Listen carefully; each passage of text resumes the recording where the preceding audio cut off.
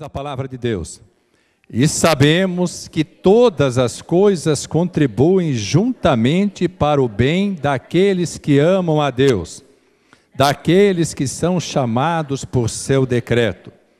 Porque os que dantes conheceu, também os predestinou para serem conformes à imagem de seu Filho, a fim de que ele seja o primogênito entre muitos irmãos. Amém, amados?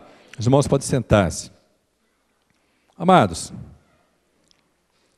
tratávamos desse assunto, parte dele, hoje pela manhã na Escola Bíblica Dominical. Esse versículo é um dos mais conhecidos, um dos mais pronunciados da Bíblia. Todas as coisas contribuem juntamente para o bem. Às vezes nós paramos nessa parte, principalmente quando estamos passando por grandes lutas, grandes provas, tempos difíceis, né? Ou aquilo que a palavra de Deus chama de maus tempos. Nós sempre dizemos assim, todas as coisas contribuem para o bem.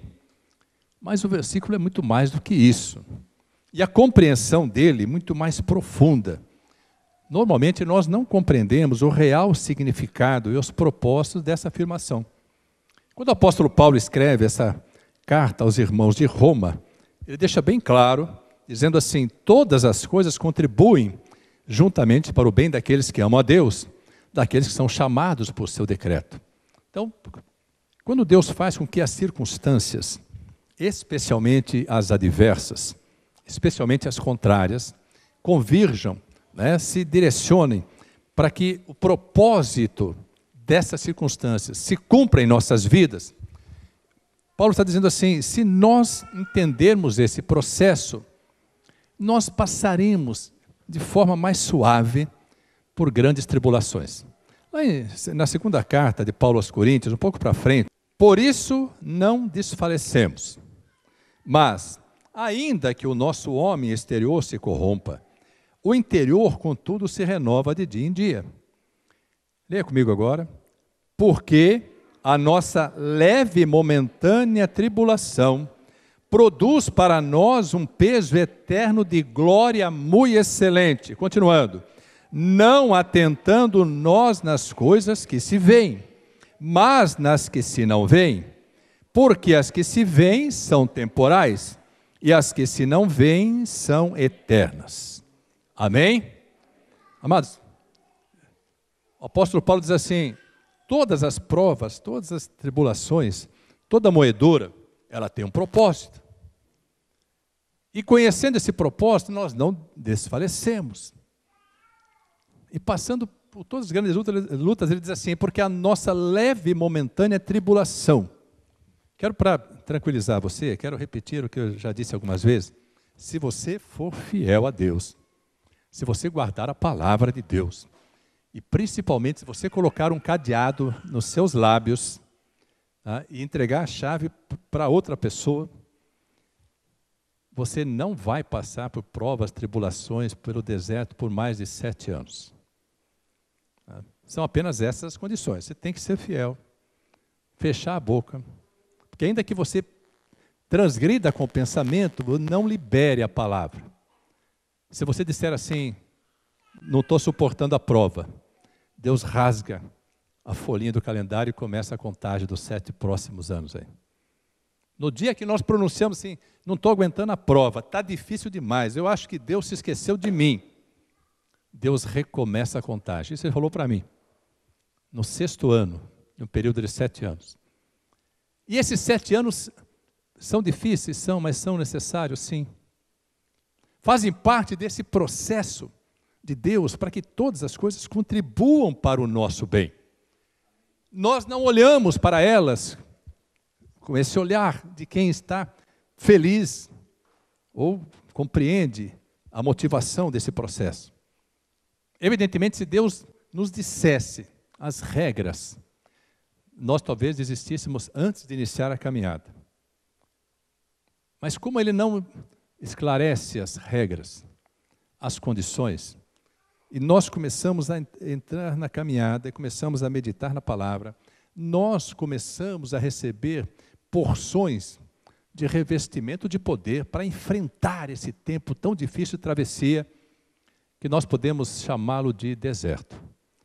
Então, amados, quando nós somos fiéis, quando os nossos lábios se calam, não precisa calar para o louvor, não precisa calar para a oração, não precisa calar para glorificar a Deus, para agradecer a Deus. Os lábios devem se calar em relação às murmurações. É aquela história do xé. Quando nós estamos numa dificuldade tão grande, xé. Qualquer coisinha aí, xé. Cada xé, Deus fala xé, começa tudo de novo. Aqui não tem, amados, graças a Deus. Vai ter lugar que tem. Cada xé que nós damos, Deus rasga assim e fala xé. Estava indo tão bem, vamos começar tudo de novo. Então Paulo fala assim, esse peso eterno de glória é muito excelente, através das tribulações. Nós vamos ver depois, amados, assim, na ministração, de que quando nós somos quebrados por Deus, Deus quer que nós entendamos o processo, porque se não resolver com a quebra, resolve com a moedura. O que Deus não resolve nos quebrando, resolve nos moendo. Eu não sei quantos passaram pela moedura aqui. Amados, o trem é bravo. O trem é bravo. Mas se Deus faz, é porque é necessário. E alguns de nós só serão transformados, não pelo quebrantamento, mas pela moedura. Porque o moer significa tirar totalmente a forma anterior, aquela que está deformada. O presbítero Fábio ministrou ofertório há pouco, falando sobre Gênesis 26, sobre a decisão de Isaac de deixar Israel e ir para o Egito. E Deus falou assim, não desças ao Egito, não vale a pena. Quantas vezes, amados, vidas retornam, aquilo que a palavra de Deus chama assim, ao espojadouro de lama. A palavra de Deus usa duas expressões fortes para falar de quem deixa as coisas de Deus e volta às coisas do mundo. Diz assim, a porca lavada volta ao espojadouro de lama, e o cão volta ao seu próprio vômito. Irmãos, Deus não tem preocupação se nós vamos nos sensibilizar com o que Ele está falando. Ele não tem preocupação se nós vamos nos chocar com o que Ele está falando. Ele usa, às vezes, palavras duras porque Ele quer verdadeiramente nos despertar. Então nós precisamos compreender o propósito. Não adianta usar um versículo, um texto da palavra, para torná-lo conveniente à nossa vida, à nossa situação, descaracterizando o propósito original do Senhor. Nós podemos mudar a interpretação, podemos tentar ajustar a palavra às nossas conveniências, mas Deus não o faz. Quando nós fazemos isso, nós estamos assumindo a responsabilidade de deixarmos o propósito original de Deus e tentarmos fazer as coisas do nosso jeito. Eu quero dizer para você, do seu jeito não dá certo. Eu sei que é difícil você entender isso, mas eu vou repetir, eu queria que você, se pudesse, escrevesse. Como está sendo filmado, você pode tornar a assistir. Você pode até encomendar um DVD e você vai ouvir novamente isso aí. Do seu jeito não vai dar certo. Deixa Deus fazer do jeito dele. Dói um pouco mais? Dói. Mas você quer experimentar? Faz o seguinte, na sua casa, começa a deixar seus filhos fazer do jeito que eles quiserem. Dá liberdade, fala assim, filho, você tem a liberdade, faça do jeito que você quiser. Eu sei o que é melhor para a sua vida, mas você pode fazer do jeito que você quiser. Adolescentes, preste atenção. Jovens, preste atenção. Porque é uma verdade, mas que ninguém consegue alterar. Quando nós temos a liberdade de fazer segundo aquilo que desejamos fazer, mas contrariamos, humanamente falando, a orientação, a determinação, a autoridade dos nossos pais, espiritualmente falando, a autoridade, a orientação, as determinações de Deus, nós estamos semeando para colher aquilo que estamos semeando, e sementes de desobediência, sementes de vontade própria, não são boas, não são saudáveis. Uma semente produz segundo a espécie. Quem semeia desobediência vai colher desobediência. Quem semeia transgressão vai colher transgressão. Às vezes nós nem sabemos por que é que às vezes temos grandes dificuldades na nossa vida conjugal, nossa vida familiar. Porque criamos dificuldades aos nossos pais. Porque não honramos os nossos pais, porque não os obedecemos. Então, se nós começarmos a dar liberdade aos nossos filhos para que eles façam o que eles quiserem, experimenta, 30 dias só, 30 dias, aí você faz um teste. Se funcionar, você pode adotar. Se não funcionar, você vai falar assim, chega. Vai dizer assim em casa, quem manda aqui somos nós, os pais. Tem dia que né, Deus acorda assim e fala, chega. Chega. Já dei oportunidade demais. Vou ter que fazer do meu jeito. Ele fez isso comigo, amado, depois de me chamar por 2 anos. Ele me chamou em 93, eu amei saber que Deus estava olhando para a minha vida, mas não obedeci. Me chamou em 94, eu fiquei assim, na certeza que Deus estava olhando para a minha vida, mas também não obedeci. Em 95, ele falou assim, chega de chamar. Esse só vai vir se eu trouxer. Ele disse ao profeta Jeremias, se tu voltares, eu te trarei. Eu nem conhecia o Senhor. Ele me disse assim, eu te chamei. Seria mais suave se você obedecesse. Você não obedeceu, eu tive que arrastar você. Vamos dizer, como peixe fisgado. Ele pode se debater, pode fazer o que quiser, ele não escapa do anzol. E Deus fala na palavra dele que ele coloca um anzol nos nossos lábios. Quando ele coloca o anzol, um abraço. Não vai ter jeito. Não vai ter jeito. Só que a isca que Deus usa é diferente. A isca que Deus usa são avisos. Ele avisa, olha, melhor você vir, melhor você obedecer, melhor você cumprir a palavra. Vai deixando as coisas do mundo. Começa a se alegrar com as coisas da minha casa. Começa a se alegrar com a minha palavra.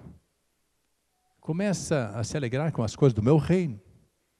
Mas nós insistimos em não dar ouvidos a Deus. Aí ele pega e faz assim, daquela fisgada. A gente chama na pescaria daquela chasqueada. Quando dá aquela chasqueada, esquece. Vai vir, vai vir. Nós nos debatemos, mas Deus nos coloca no barco. E dá a impressão que nós ouvimos a voz do Senhor falando, como Pedro ouviu, deixa as redes agora. E eu te farei pescador de almas. Quando Deus nos chama, amado, quando Deus tem um propósito na nossa vida, eu quero dizer para você, pode demorar um pouco, mas que Ele vai cumprir, vai. O tempo da demora é equivalente à dificuldade que você possa ter de compreender que Deus é soberano. Se Deus é Senhor, nós temos que ser. Se Ele é Senhor, nós somos servos. Se Ele é Pai, nós somos filhos. Se Ele é Criador, nós somos criatura. Então quem manda é Ele. A palavra de Deus diz que se o filho disser para os pais, por que está sendo assim? Por que me fez desse jeito? Você ouviu alguém dizer que nasceu na casa errada? O adolescente, o jovem começa a crescer, aí ele começa a olhar para os vizinhos, olha para os colegas de escola e fala assim, não, nasci em casa errada. Deus errou o endereço. Errou não. Errou não. Aí você fala assim, eu queria ter aquela facilidade. Não olhe para o vizinho. Não olhe para os seus colegas. Às vezes o adolescente, às vezes um colega de escola ganhou um celular mais novo que o dele perdeu o valor. Não quer mais. Eu não quero mais o iPhone 6, eu quero o iPhone 8 agora. E não quero mais comum, eu quero o iPhone 8 Plus. Agora tem um iPhone, não sei o que, X. Fala o que está escrito em 29. Fala o que está escrito em Jeremias 29:13, viu? Quem sabe o nome de iPhone de cor? Fala o que está escrito em Jeremias 29:13. Ninguém sabe, mas iPhone sabe tudo de cor. iPhone, aí sabe tudo. Sabe o que eu quero dizer para você? Deus tem um propósito na sua vida. Quer transformar a sua vida. A metodologia que Ele vai usar depende da dureza do seu coração. Se o seu coração for duro demais, Ele tem que usar um martelo mais pesado. A pancada vai ser maior. Se o seu coração já está amolecido pelas circunstâncias, fica mais fácil. Às vezes não menos doloroso. Então, compreender os propósitos significa o seguinte: todas as circunstâncias, especialmente as contrárias, contribuem para o nosso bem, para que Deus possa nos transformar da melhor forma possível, para que sejamos mais parecidos com o Senhor Jesus Cristo. Como que seremos parecidos com Jesus? Tem alguns jovens assim: o Jesus que eu conheço é loiro, de olhos azuis, cabelo comprido, uma barba maravilhosa, estou querendo ser parecido com ele. Não, parecido com ele na cruz. Não diz a palavra de Deus que nenhuma beleza havia nele para que o desejássemos. Ser parecido com Cristo significa carregar uma cruz. E carregar a cruz não é você trazer o peso de alguém que você carrega. Carregar a cruz significa o seguinte: tudo aquilo que lançarem contra a sua vida, como lançaram contra a vida de Paulo, como lançaram contra a vida de Pedro, como lançaram contra a vida de João, como lançaram contra a vida de Lucas, de Tiago e de tantos discípulos e servos do Deus Altíssimo. Tudo que lançarem contra aquele que está carregando a própria cruz, toda afronta, toda humilhação, tudo aquilo que vai tentar destruir, não vai ter efeito sobre a sua vida, porque quem carrega a cruz está morto, crucificado. E morto não sente afronta. Morto não sente rejeição. Quem morreu para essas coisas mundanas, não sente mais quando os ataques são desferidos. Às vezes nós ficamos sofrendo, porque qualquer coisa nos sensibiliza. O crente é o povo mais sensível da terra. Tem uma sensibilidade enorme, não à voz de Deus, mas às ofensas, às afrontas, às circunstâncias contrárias. Então Deus quer que nós tenhamos uma vida que seja referência. Nós somos chamados, Deus quer nos tornar escolhidos. E para isso tem aquilo que foi ministrado domingo passado e chama-se efeito funil. O efeito funil é onde poucos vão passar. Muitos vão se agarrar na borda do funil. Eu não quero passar por essa prova. Amados, de mais de 6 milhões de pessoas que saíram do Egito, apenas 20% atravessaram o Jordão. O deserto é o seguinte: ou você atravessa ele ou você morre nele. Não tem jeito. As promessas de Deus, a vida abundante em Cristo está além do Jordão. Não adianta nós ficarmos nos debatendo. Abra sua Bíblia em Isaías, capítulo 45, versículo 5 diz assim: acharam Isaías 45? 5. Eu sou o Senhor e não há outro. Fora de mim não há Deus. Eu te cingirei, ainda que tu me não conheças. Para que se saiba desde o nascente do sol e desde o poente que fora de mim não há outro. Eu sou o Senhor e não há outro. Eu formo a luz e crio as trevas, eu faço a paz e crio o mal. Eu, o Senhor, faço todas essas coisas. Destilai vós, céus, dessas alturas, e as nuvens chovam justiça. Abra-se a terra e produza-se salvação. E a justiça frutifique juntamente. Eu, o Senhor, as criei. Leia comigo 9. Ai daquele que contende com o seu Criador, caco entre outros cacos de barro. Porventura dirá o barro ao que o formou: que fazes? Ou a tua obra não tem mãos? Ai daquele que diz ao pai: que é o que geras? E à mulher: que dás tu à luz? Presta atenção. Então, mas quando estamos sendo provados por Deus, normalmente viramos caco. E o caco conversa contra o caco. Experimenta sentar numa rodinha, 3 ou 4 crentes murmurantes. Experimenta. O negócio é bravo.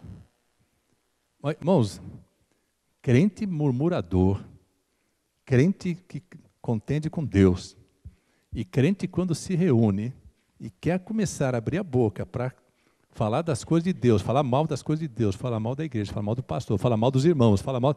Irmãos, é um monte de caco. Mas para um caco falar, tem que ter outro caco para ouvir, sabia disso? Caco não fala sozinho. Ele tem que ter um caco para ouvir, alguém tem que dar ouvidos. Alguém tem que dar ouvidos. Se tiver um caco perto de você, falando mal de Deus, das coisas de Deus, da palavra de Deus, da igreja de Deus, do servo de Deus, fala assim, eu não posso te dar ouvido, porque se eu parar para ouvir, eu estou sendo cúmplice. Eu estou sendo tão pecador quanto quem está falando mal. Mas às vezes nós não controlamos o ímpeto, até porque os nossos ouvidos desejam tanto saber de tudo, da vida dos outros, então, né, mais do que os nossos olhos que invadem o Facebook para saber o que está acontecendo na vida de todo mundo.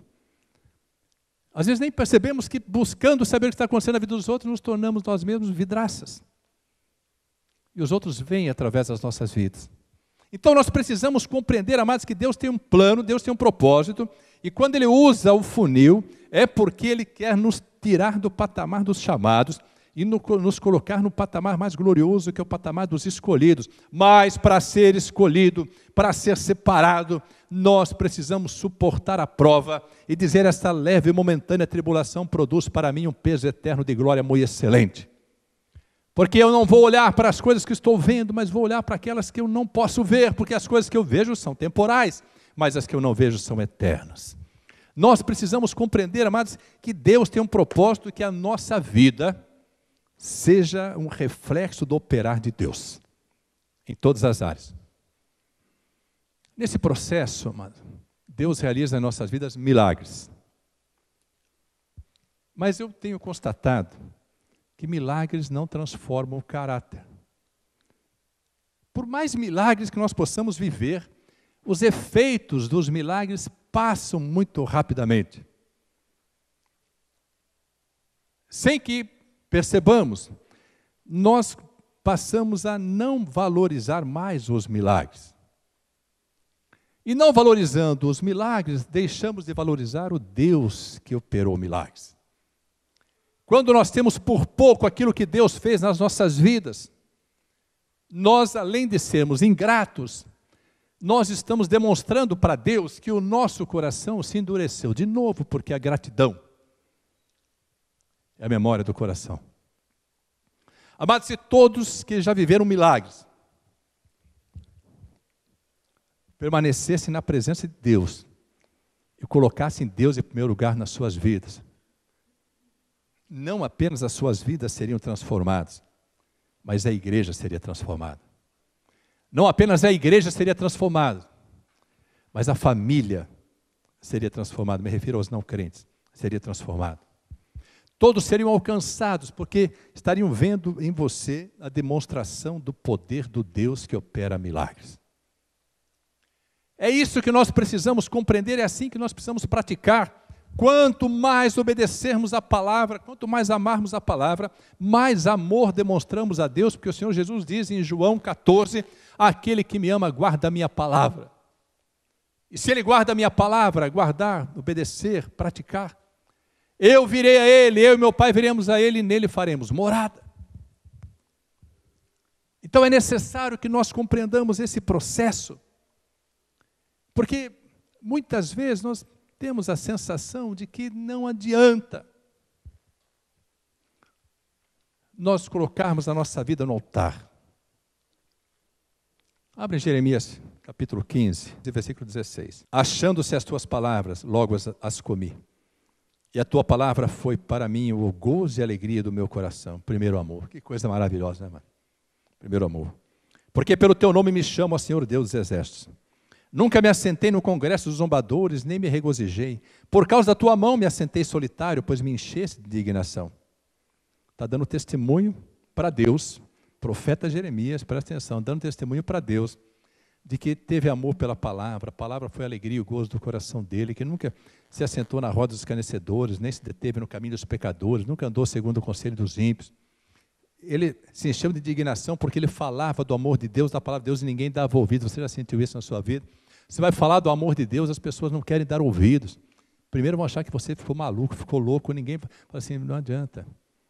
Um dos maiores amigos meus, quando eu vim para o Senhor Jesus, para o Evangelho, ele disse a mim, você ficou louco? Você está louco? O que aconteceu com você? Veio para o Evangelho, está louco. E ele é religioso, extremamente religioso, mas não conhece nada do poder espiritual. Então Jeremias dizendo para Deus, irmãos, nós precisamos justificar para Deus a nossa posição. Jeremias estava fazendo isso, olha que loucura, profeta Jeremias, um dos maiores profetas usados por Deus. Aí ele diz assim ainda, no versículo 19, porque dura a minha dor continuamente, a minha ferida me dói, não admite cura. Serias tu para mim como ilusório ribeiro, como águas inconstantes? Será que Deus existe? Será que Deus é real? Será que Deus faz com que as circunstâncias, todas elas contribuam juntamente para o seu bem? Será que Deus está olhando para a situação do seu casamento, para a situação da sua família, para a situação do seu trabalho, dos seus negócios? Será que Deus está olhando para as aflições do seu coração? Para as grandes provas e tribulações? Ou será que Deus tem fechado os olhos para a sua vida? Seria Deus para você como ilusório ribeiro, como águas inconstantes, uma miragem? Às vezes existe, às vezes não existe. Você pensa que é um oásis, vai lá, é só miragem, que você está enlouquecido pelo agir do sol. Aqueles que confiam no Senhor, diz a palavra, como o salmista diz no Salmo 121, eleva os meus olhos para os montes, de onde me virá o socorro? O meu socorro vem do Senhor, que fez os céus e a terra. Não deixará vacilar o teu pé, aquele que te guarda não tosquenejará. Eis que não tosquenejará nem dormitará o guarda de Israel, o Senhor é quem te guarda, o Senhor é tua sombra à tua direita, por isso o sol não te molestará de dia, nem a lua de noite. Sabe o que significa isso? Deus vai te dar paz durante o dia e vai te dar o sono que Ele dá aos amados à noite. Hoje estávamos indo para a igreja, tem uma lua maravilhosa, a lua cheia, a lua maravilhosa. Mas se você olhar para essa lua às 3 horas da manhã, você não vai achar ela bonita, não. Significa que você vai estar sem pegar no sono, com insônia, preocupado com a segunda-feira, com as circunstâncias contrárias. A lua, para quem perde o sono, ela é molestadora. Deus fala assim, o sol não te molestará de dia, nem a lua de noite. Isso significa que toda a pressão do dia, toda a pressão da noite, o Senhor te livrará, porque aquele que habita no esconderijo do Altíssimo, à sombra do Onipotente, descansará. Jeremias fala assim, porque dura a minha dor continuamente, a minha ferida me dói, não admite cura. Olha onde ele estava, Deus diz assim para ele, Deus corta a conversa e diz assim, versículo 19, portanto assim diz o Senhor, se tu voltares, então te trarei. O profeta Jeremias estava longe da presença de Deus e estava contendendo com Deus. Eu quero dizer para você, queria que você pudesse compreender, todas as feridas que Deus causar na minha vida e na sua vida, nas nossas vidas, para que esse processo se cumpra, para que nós sejamos mais do que chamados, escolhidos, para que passemos pelo funil, para que todas as coisas contribuam para o nosso bem, todas as feridas que Ele fizer, que Ele causar, Ele mesmo vai curar. Abra sua Bíblia em Oséias, capítulo 6. Versículo 1, vamos ler juntos? Vinde e tornemos para o Senhor, porque Ele despedaçou e nos sarará, fez a ferida e a ligará. Você pode dar glória a Deus? Ele despedaçou, mas Ele vai sarar, vai curar. Provas de Deus deixam marcas, mas não sangram. Dá para entender isso? Feridas causadas, segundo o propósito de Deus, deixam marcas. Jesus mostrou as marcas para Tomé. Tomé falou assim, eu só acredito se ver as marcas. E para ele não bastava ver, ele queria também tocar. Você já teve uma ferida que você tocou, alguém tocou, que você bateu no lugar e ela não tinha sido cicatrizada e começou a sangrar? Dói demais. Está quase curado e dói, porque sangra de novo. Jesus falou para Tomé, pode tocar nas minhas mãos, pode tocar no meu lado. Eu tenho as marcas, mas não sangro mais. Assim é o caráter de quem é transformado pelo agir, pelo poder de Deus. Assim é o que Deus faz conosco, quando nos submetemos à vontade dEle. Amados, uma vida transformada é o maior testemunho do poder transformador de Deus.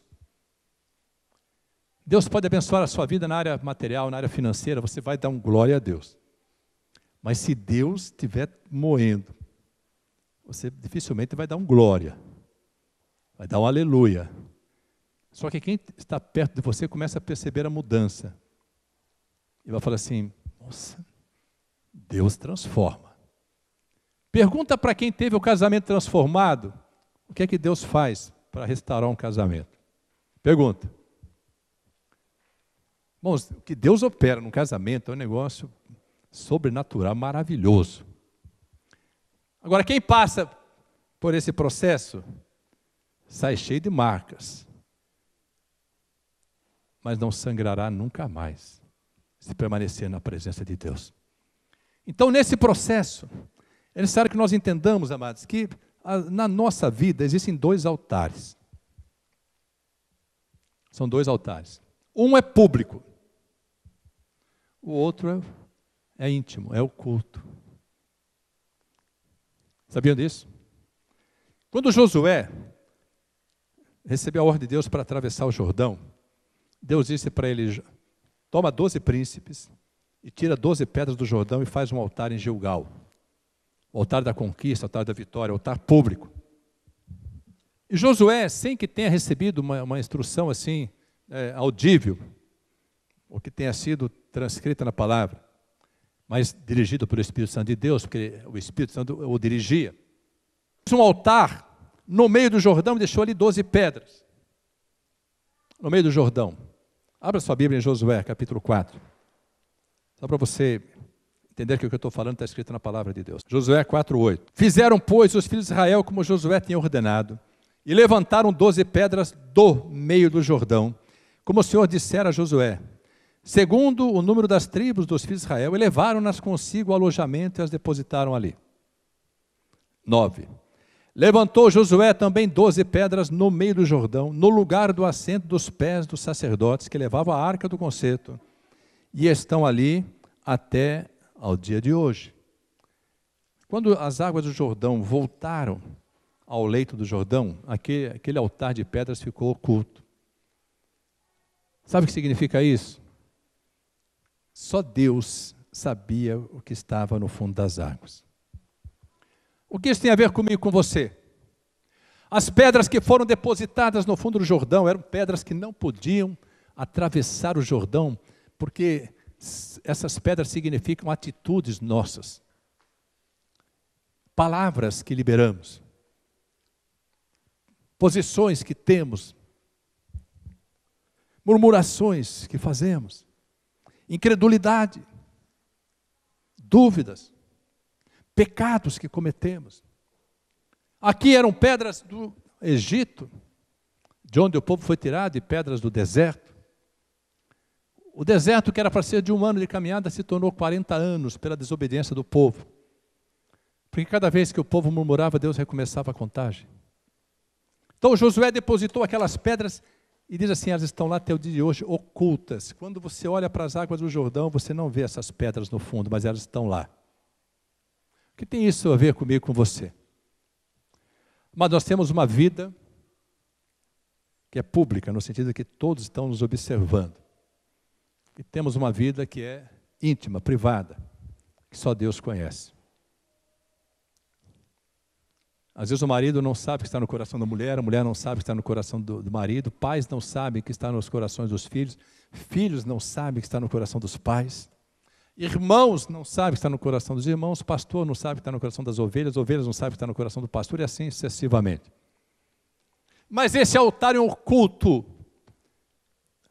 significa exatamente, amado, o verdadeiro testemunho do nosso relacionamento com Deus. Se o que está em oculto só Deus pode ver, só Ele sabe. E se só Ele sabe, não adianta nós termos a aparência de quem obedece a Deus, se no íntimo não obedecemos. Ainda que as nossas ações possam transparecer aos homens que estamos fazendo segundo aquilo que agradaria a Deus, as motivações do nosso coração, as verdadeiras motivações é que vão mover o coração de Deus. Não adianta nós fazermos para nos mostrarmos aos homens. Se no nosso coração, se no íntimo das nossas vidas, se no porão da nossa alma, nós estamos transgredindo aquilo que Deus determina que façamos. Nós podemos não fazer nada, os homens nem perceber o que estamos fazendo e Deus se alegrar conosco. O altar oculto na nossa alma É o que faz com que Deus possa dar testemunho de nós. O que Deus falou de Jó? Não há ninguém na terra como ele. Homem íntegro, sincero, reto, temente a Deus, que se desvia do mal. Ele falou isso para Satanás. Deu um testemunho público para Satanás e para todos os anjos que estavam nos céus, porque Satanás se apresenta diante de Deus de tempos em tempos para prestar contas do que está fazendo na terra. Quando Deus Pai olhou para o Filho, disse assim, após o batismo de Jesus: eis aí o meu Filho amado, no qual eu tenho prazer. Olha que testemunho, diz assim que todos ouviram aquela voz. Às vezes nós ficamos esperando a recompensa dos homens, mas a recompensa vai vir de Deus. Às vezes nós fazemos para parecer aos homens que estamos fazendo, com motivações que não agradam a Deus. É como você agradar a esposa e traí-la. É como você disser que é fiel em uma determinada situação e em oculto trair, ser infiel. Amados, o dia em que o nosso testemunho público se harmonizar com o nosso testemunho íntimo entre nós e Deus, sabe o que vai acontecer? Nós vamos passar a dar testemunho do próprio Deus, porque vamos manifestar a sua glória. Esses dois altares vão nos acompanhar sempre. Infelizmente, a maioria tem aquele altar particular, em oculto, que ninguém sabe. E tem uma aparência pública, uma vida social. Não no sentido de social, no sentido de qualquer coisa da sociedade em si, mas uma vida que é vista por todos. E às vezes nós observamos as atitudes que são visíveis aos nossos olhos, mas não conhecemos as motivações que são invisíveis, porque estão no altar oculto. A grande diferença entre ser bem-sucedido espiritualmente e ser mal-sucedido é exatamente essa: o que está no culto do seu coração. Amados, quando somos passados pelo funil, Deus faz com que nós levantemos no nosso íntimo um altar de adoração a Deus. Às vezes podemos estar participando do louvor, louvores belíssimos, mas não sermos adoradores. Porque os verdadeiros adoradores não adoram a Deus com a sua voz, com os instrumentos, se não adorarem em espírito.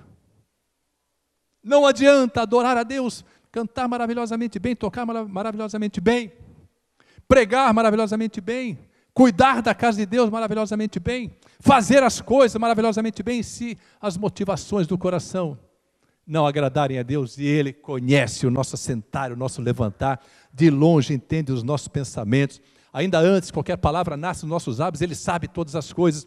Então Jesus diz assim: Deus procura na terra os verdadeiros adoradores, aqueles que o adoram em espírito e em verdade. Às vezes tem uma vida que pode estar em silêncio na hora do louvor, mas está adorando a Deus com a santidade, está adorando a Deus com um cântico de gratidão, com cânticos silenciosos, mas que exaltam, que glorificam, que reconhecem o verdadeiro poder, o verdadeiro agir de Deus. Jesus assim: o Pai procura os verdadeiros adoradores, aqueles que têm um altar de adoração. Quando nós vivemos essa porção, deixamos de nos preocupar com o que as pessoas vão pensar a nosso respeito, porque mais importa o que Deus pensa a nosso respeito. Quando Deus olhou para Davi e disse para Samuel: Samuel, esquece Saul. Eu já encontrei um homem segundo o meu coração. Ele estava no pasto, cuidando das ovelhas. Um jovem forte, porque matava urso e leão. Não era nem um menino frágil. Um jovem forte. Mas ele tinha um coração de adorador. Davi era músico. Entre outros instrumentos, tocava harpa. E a adoração dele era tanta, que quando ele tocava a harpa, os demônios eram expulsos da vida de Saul. Dá para compreender isso? Imagina você tangendo instrumento, você começa a tanger instrumento e os demônios começam a se manifestar, porque não é apenas o tanger do instrumento, é o poder da unção que brota do seu coração, vai através dos seus dedos e tange as cordas dos instrumentos, ou soprar dos instrumentos. O altar de adoração, o altar oculto é o que vai determinar a nossa vitória. É isso que importa para Deus. Evidentemente, quando nós temos isso, tudo quanto é visível vai glorificar a Deus. E Jesus diz assim, quando você usa o meu nome, nome de Jesus, o Pai é glorificado no Filho. Ninguém dava valor para Jesus, os judeus o rejeitaram, a família o rejeitou, os irmãos e irmãs de Jesus não criam nele, não criam, cresceram junto com ele. E de repente, aos 30 anos, diz que é filho de Deus, que tem um ministério, começou a curar, libertar, salvar, transformar água em vinho, multiplicar os pães, fazer milagres, ressuscitar os mortos. Ninguém conhecia, dizia assim, nós te conhecemos desde que você nasceu, nós sabemos, conhecemos a sua história desde que você nasceu, vimos você crescer, agora está dizendo que é filho de Deus, sai para lá. E ele disse assim, o profeta não tem honra, a não ser na sua terra, na sua casa. Santo de casa não faz milagre. Só que Deus olhou para a vida dele e disse, ele é o meu filho amado, no qual eu tenho prazer. Eu queria que Deus pudesse olhar para a minha vida e para a sua vida e achar nos dois altares a mesma motivação. Que no íntimo nós adoremos a Deus, o nosso coração seja puro, os nossos pensamentos saudáveis. Esse processo de transformação tem que mudar os nossos pensamentos, nosso coração, os nossos olhos, os nossos ouvidos, os nossos lábios. Como a boca fala que está cheio no coração. Quando no nosso coração houver um altar de adoração, um altar de obediência, um altar de fé, um altar de esperança, um altar de gratidão, tudo quanto fizermos glorificará, louvará ao Deus eterno. Que nós não tenhamos um altar oculto que desonre a Deus, e um altar público que possa parecer que nós somos filhos amados de Deus. Que a sua vida pública, sua vida visível, se harmonize com aquilo que está no seu interior, começando pela sua casa, pelo seu leito, pelo seu casamento, pela sua família, pelo seu trabalho, pelos seus negócios, pelo seu ministério, em todas as áreas. Tudo aquilo que você fizer, tudo aquilo que você falar, seja apenas o reflexo do altar de adoração que está no seu coração. Coloque-se em pé na presença do Senhor.